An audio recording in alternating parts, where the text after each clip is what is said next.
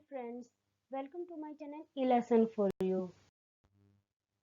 Friends, आज हम शब्द के बारे में जानेंगे कि आखिर शब्द क्या होते हैं। वर्ण या अक्षरों के मेल से बने सार्थक ध्वनि समूह को शब्द कहते हैं। ये शब्द भाषा की स्वतंत्र इकाई होते हैं। प्रत्येक शब्द का अपना एक अर्थ होता है और व्याकरण में केवल सार्थक शब्दों का ही महत्व होता है, क्योंकि निरर्थक शब्दों के द्वारा या ध्वनियों के मेल द्वारा अपनी बात हम समझा नहीं सकते हैं। जैसे कमरा, उजाला, परीक्षा, ऊर्जा, प्रकृति आदि ऐसे शब्द हैं जिनसे कोई ना कोई अर्थ निकल रहा होता है, हमारी बात स्पष्ट होती है इनके माध्यम से। इसलिए सार्थक शब्दों का ही व्याकरण में महत्व होता है या भाषा के अंतर्गत महत्व होता है। इसे हम यहाँ पे कह सकते हैं कि सार्थक ध्वनियों के मेल से शब्द बनते हैं, शब्दों के मेल से वाक्य बनते हैं और वाक्यों के मेल से भाषा बनती है। अब बात करते हैं पद की। आखिर पद क्या होते हैं। फ्रेंड्स देखिए, जैसे ऊपर एक साइड में क्लाउड बना हुआ है, उसमें कुछ शब्द लिखे हुए हैं जैसे राम, बस, विद्यालय आदि। जब ये शब्द स्वतंत्र रूप में प्रयोग किए जाते हैं, जैसे कि हम सिर्फ राम बोलें या सिर्फ बस बोलें या विद्यालय बोलें, तो ये शब्द होते हैं। लेकिन जब इन्हीं शब्दों का प्रयोग व्याकरणिक नियमों के अनुसार, जैसे लिंग, वचन, कारक के अंतर्गत बांधकर वाक्य में प्रयोग किया जाता है, तो वाक्य पे प्रयोग होने पर ये शब्द ही पद बन जाते हैं।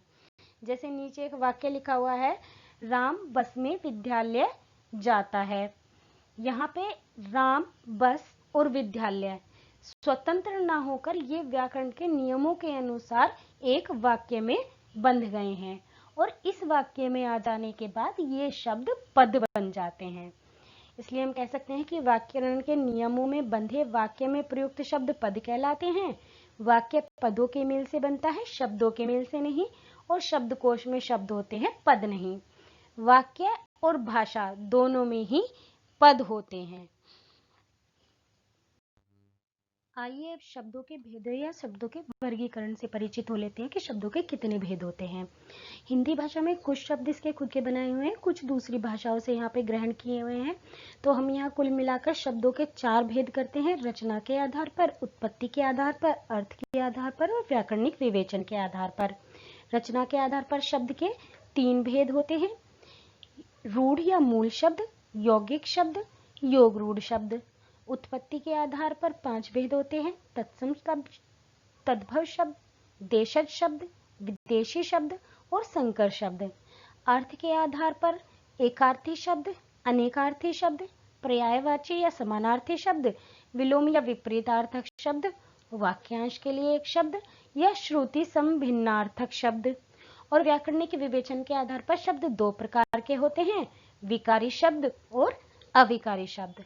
अब हम इन सभी भेदों के बारे में विस्तार से पढ़ेंगे। शब्दों के भेद में सबसे पहला है रचना या बनावट के आधार पर शब्द के भेद। इसके 3 भेद हैं, जिसमें सबसे पहले है रूढ़ या मूल शब्द। जो शब्द किसी विशेष अर्थ के लिए रूढ़ या प्रसिद्ध हो जाते हैं, वह रूढ़ अथवा मूल शब्द कहलाते हैं। यहाँ पे रूढ़ शब्द का अर्थ है प्रसिद्ध शब्द।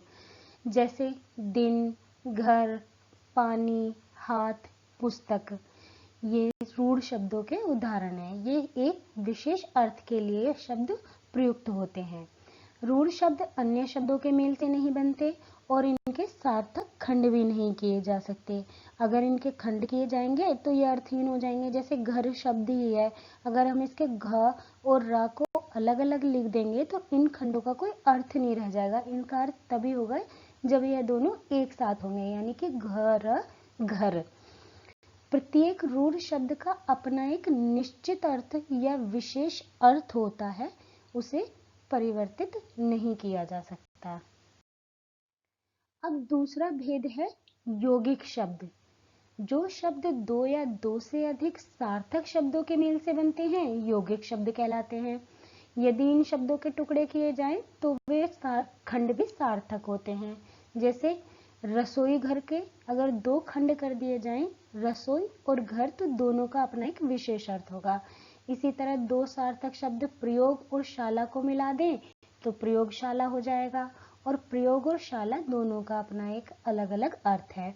इसी तरह राष्ट्र और पति को मिलाने पर राष्ट्रपति बन जाएगा, और विद्या और आल्य को मिलाने पर विद्यालय बन जाएगा। तो यहाँ पर रसोई घर, प्रयोगशाला, राष्ट्रपति और विद्यालय ये यौगिक शब्द हैं जो सार्थक शब्दों के मिलने से बने हैं, यानी कि दो सार्थक शब्द मिले तो यहाँ पर एक यौगिक शब्द बन जाता है।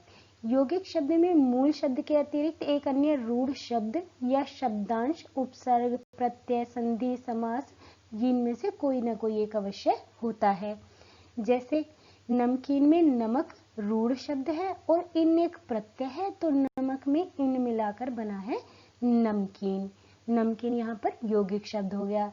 इसी तरह पुस्तकालय में पुस्तक एक रूढ़ शब्द है और आल्य भी रूढ़ है, और इन दोनों को मिलाकर एक यौगिक शब्द बना है पुस्तकालय। इसका तीसरा भेद है योग रूढ़ शब्द।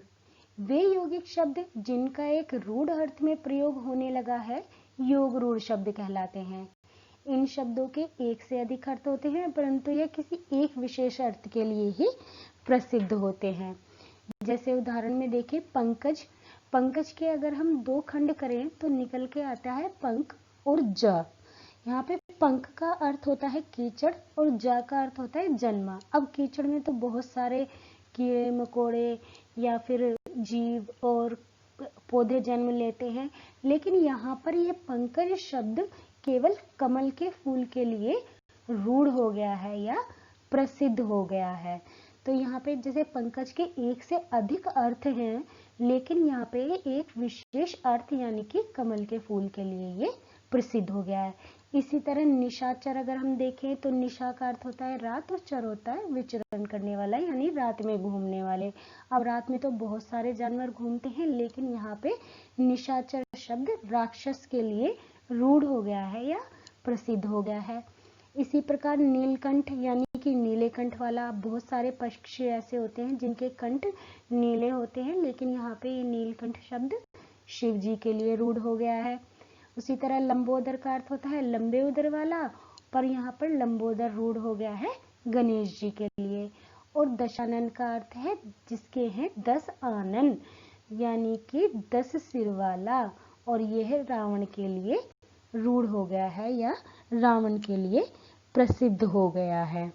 इस तरह से हमें स्पष्ट हो गया है कि जो भी शब्द रूढ़ अर्थ में प्रयोग होने लगते हैं, यानी कि यौगिक शब्द ऐसे जो दो शब्दों के मिलने से बने हैं, जिनके अलग अलग अर्थ होते हैं, परंतु उनका प्रयोग किसी एक विशेष व्यक्ति या वस्तु के लिए प्रसिद्ध हो जाता है, वे योग रूढ़ शब्द कहलाते हैं।